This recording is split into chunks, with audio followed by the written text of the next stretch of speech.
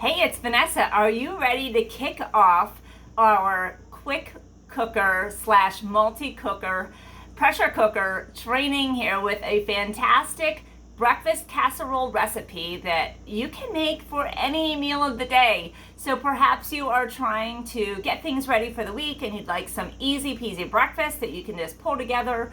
Or maybe you have a brunch that you would like to have a filling breakfast for.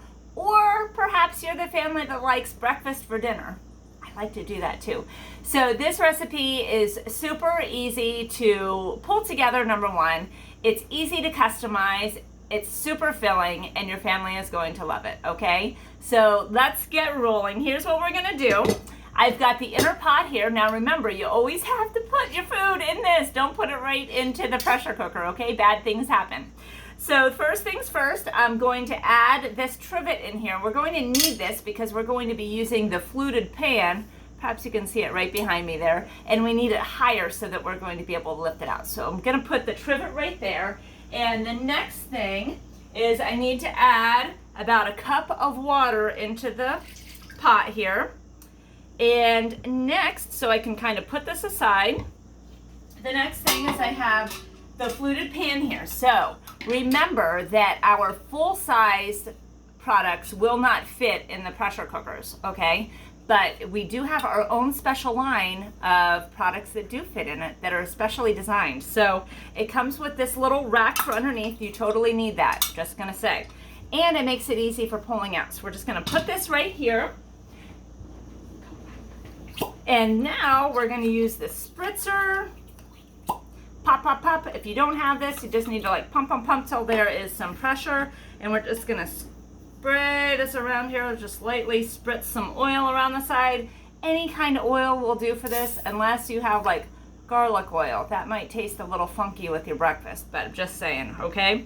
So we're just gonna spritz that around there.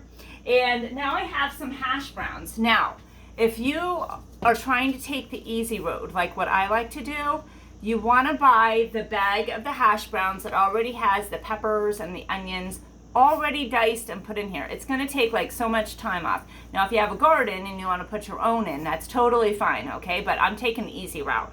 So I'm just going to sprinkle these around here. So you want them to be thawed. And of course sprinkling never turns out as easy as it should.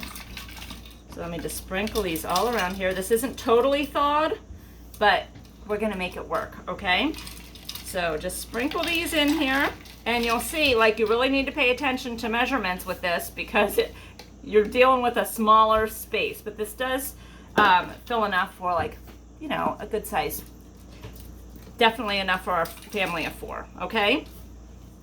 If you're taking this to a brunch or something, just depending on how much, you might want to make 2 of them and take that, okay? So we have our hash browns here. So the next thing that we need to do, I did get a box of these sausages that are already cooked. Now you can use any kind of meat for this. So if you want to use sausage, if you want to use ham, I like these. It's very easy, and they're like $1. So you can't even beat the price of that, right?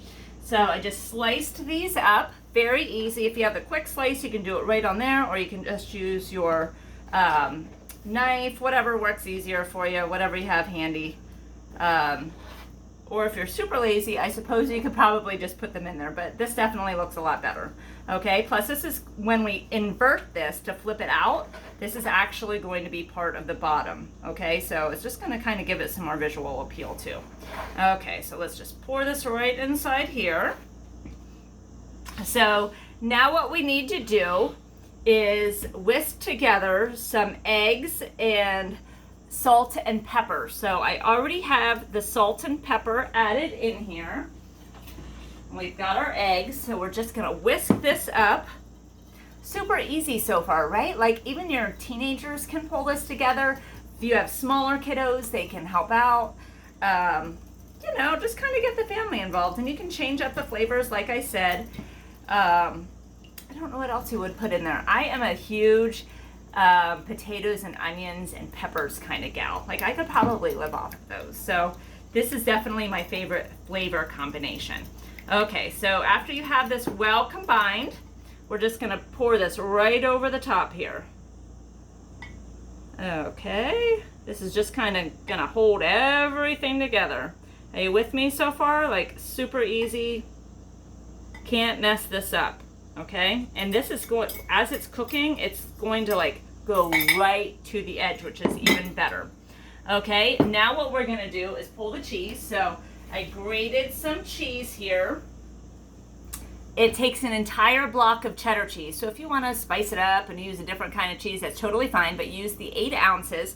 So we're going to take about half of this and just sprinkle it on the top here. So I think I had it. You can never have enough cheese, right? I always say measure cheese, chocolate, and garlic with your heart. There's probably another one that I'm forgetting, but those are the main important ones. So we're going to use the other half when it comes out. But for now, this is all we're gonna do here. Look how easy this is to pull together. I have actually gone this far the night before and put the foil on and thrown it in my fridge until the next morning. So it cuts all of the prep time down. You don't have to worry about anything for later on. So if you're a breakfast for dinner kind of family, you can totally do that too. Do it like the night before and then just do it the next morning or the next evening. Okay, so now we have all of that done. We covered it with cheese.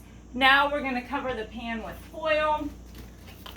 Now the reason why you wanna put foil in is because it's gonna create some condensation. So make sure that when you're tearing the foil off, you compensate for the room of this thing that sticks out the top, right? The little handle. So we're just gonna cover this up. Okay. It's always so awkward, right? You have to like use your stomach to prop everything together. Okay, cover it with foil. I have a little bit of a handle here, and now I'm gonna lower it into the pressure cooker, into the inner pot here. There we go. See how high that fits in there? So it'll be easy to pull out. If you don't have the microwave grips, this is a good time to get them because they're little and they're fantastic just for grabbing a hold of that.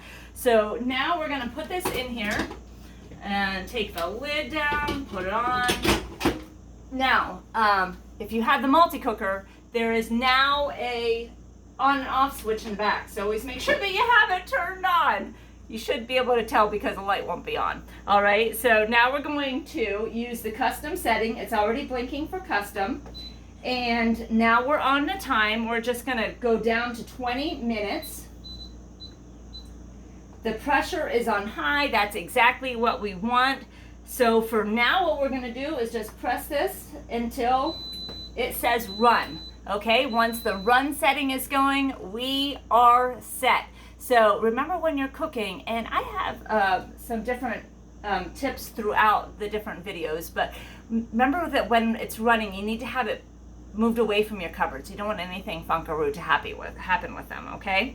So when this is done, it's going to give me a ding, so it's going to keep coming to pressure, and when it's at full pressure, the timer is going to start at the 20 minutes. It's going to start its countdown. When we run out of time, it's number one going to switch to automatically keep warm, which love, love, love. And from there, we're going to allow this to naturally release for 5 minutes, and then we're gonna cancel out and do a quick release with this little steam button and let all of that go out. Once that happens, we're going to just loosen up the edges. Your springform pan comes with a little thing to loosen up the edges. Flip it out onto a platter, and then I'm going to top with the rest of the cheese. It's going to be delightful, okay? So I hope that you try this out. Let me know what you think, and we'll be back with a new recipe soon.